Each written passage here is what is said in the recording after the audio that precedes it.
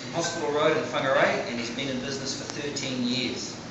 His previous types of jobs, he was a fundraiser, microbiology lab technician, and an insurance broker. His spouse is Jade. They have a daughter, Sage, and another one on the way. It's another daughter, isn't it? Yep. For my sins. Sorry, I don't know. Animals. A cat called Ashley, and his hobbies are weightlifting. His other interests: property investment, computer gaming, snow skiing, and cycling. His burning desire is to visit South America, and if he wasn't doing what he's doing right now, he'd be trading property or running a gym. And something no one knows about him. When he was a student at university in England, he escaped from a police patrol car while drunk and charged with bicycle. And you got that, didn't you? You reported that? I did, Cool. yep. Take it away, Dave. As you can see, I'm lacking props. I do have some. I wasn't going to use a projector because I don't trust technology. I've been building websites since 1999, and it's better than being an insurance broker because when you enter the room, you tell people you're an insurance broker, they scatter. Whereas when you're a web designer, people are interested in what you do and they want to find out more. To such a degree that sometimes I have to prevent clients from coming and sitting beside me while I work on their websites, or even worse, help. So what makes a good website? It has to look professional and not be designed by your nephew who's just done a web design course at school. That happens a lot for really big companies.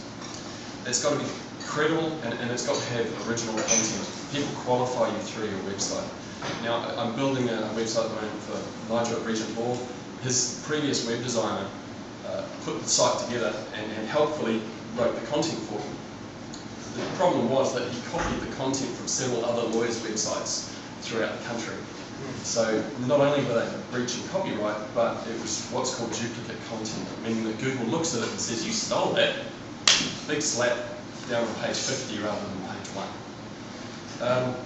It has to have up-to-date information on it. It looks bad if the information is out of date. Worst of all, a lot of websites you still go and see in the footer of the website at the bottom, last updated 2nd April 2004. It looks terrible. It should work as a marketing tool, not just an advert. And by that I mean, if you go to a website that says, we sell widgets, well that's nice, but it doesn't really do a lot for the person who's going there. You need to try and get ownership of the people visiting your website. So whether that's subscribing to an email service, whether it's encouraging them to get onto Facebook, or maybe download a free PDF document about how to lose weight for summer, something like that. It needs to prompt action and offer them something extra rather than just flogging your product. It should be functional. A lot of websites just don't work. Something I see a lot is websites with animation. And if you go and right-click on the animation and it says Adobe Flash Player at the bottom, it means it's using some software called Flash that can look really pretty, but if the website hasn't been set up properly, it won't be visible on any Apple product. So it's an iPhone, iMac, iPad, anything like that. There's a lot of people using them now. It shouldn't have broken links. A lot of times you go to a website and you click on a link and you just get an error page or it shows the wrong thing.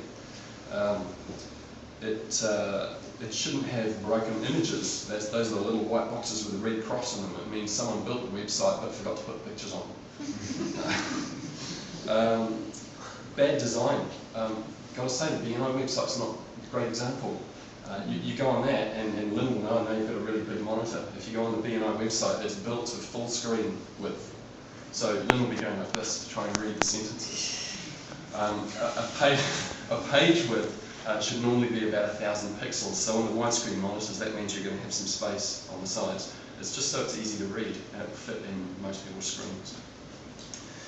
It should be fast. A lot of websites, especially ones that were built by people at home, use images that are the original image size from your camera. So you've got a 2.5 megabyte file and you'll see the picture going, and people in the country on dial-up will just go somewhere else straight away. Animation can be really slow if the file sizes are really big. You could be on a really slow server, like Orcon, absolutely shocking service from Orcon. I used them for a few months and eventually gave up and shifted my entire client's collection of websites across to another server.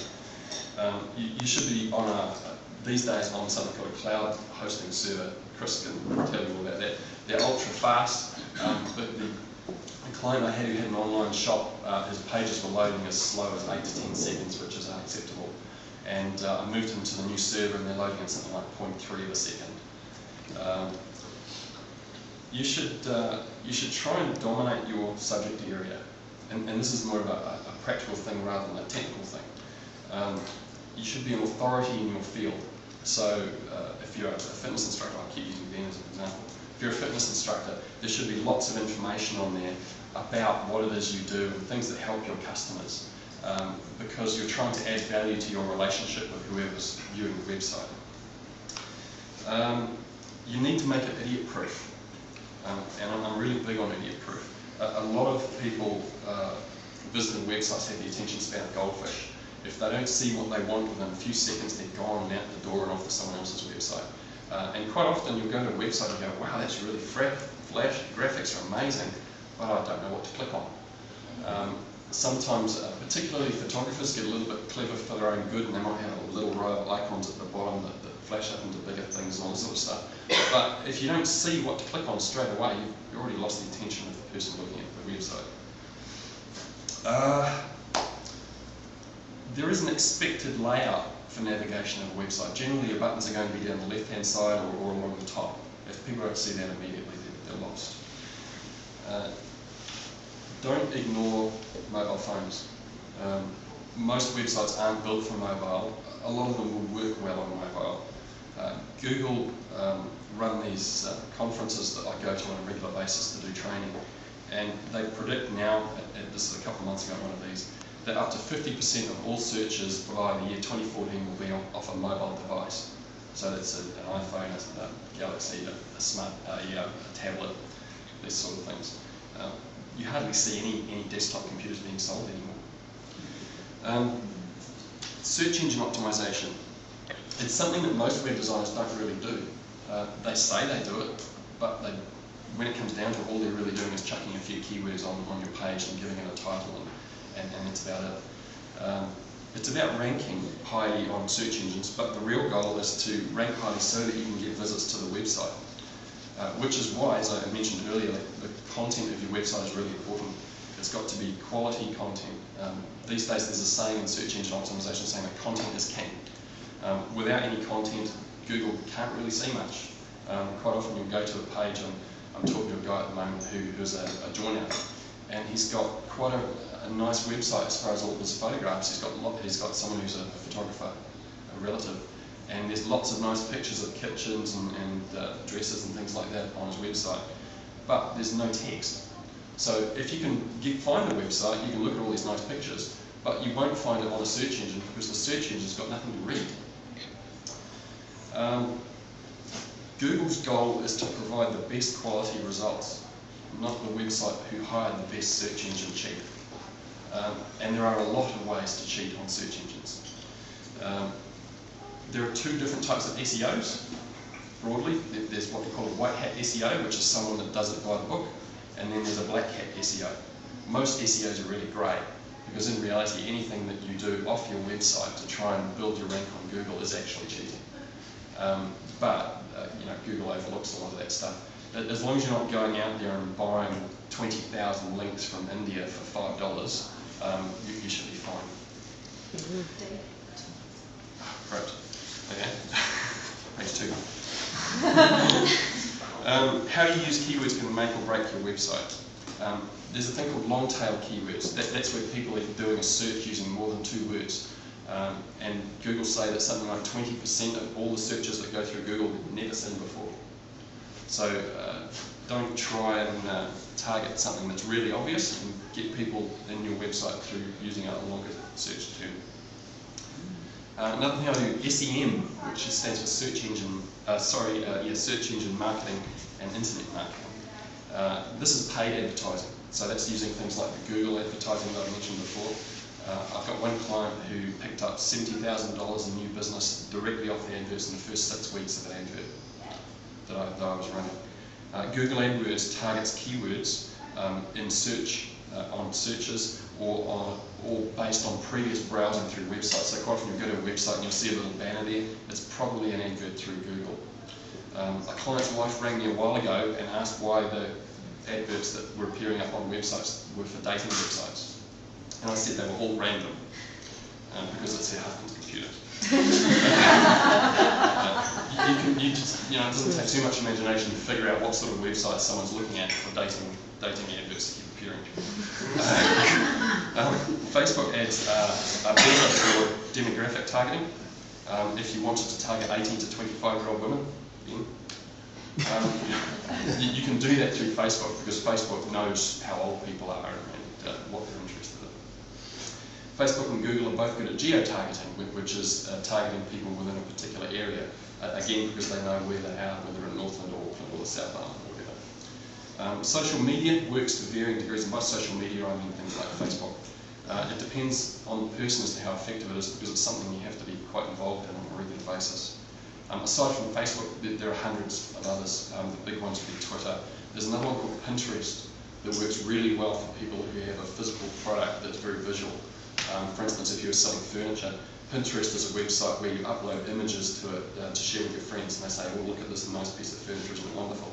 And that can work really well for getting people through to your website. Okay, nearly done. Email marketing actually usually works better than social media, and it's direct, but it's usually ignored as junk mail.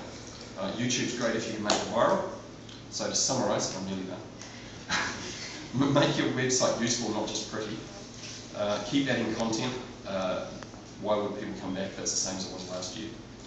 Whiz-bang's not necessarily the best. You've got to make it idiot-proof. Work together with whoever's doing your SEO. If they don't understand your business, it's very hard to optimise your website well. Don't go and do your own SEO without getting advice on what to do. You can send it plummeting quite easily. Everyone tags the obvious keywords, you've got to think laterally. Market your website as not just an advert. And internet marketing is really cheap and effective if done well. So to conclude, if you're not already taking your website seriously, it's how prospective customers qualify you. The closing advice is where I review my props. Right. You should recognise these yellow pages. I suggest you either dump or reduce your yellow pages advertising. This is 2008-2009 model. 474 pages of advertising in this one. This one is our latest one. Much smaller, down to 292 pages this year. That's 40% less pages and reduced size, advert size too. So did your yellow pages will shrink as well? And that's my talk. Finished. Thank you very much.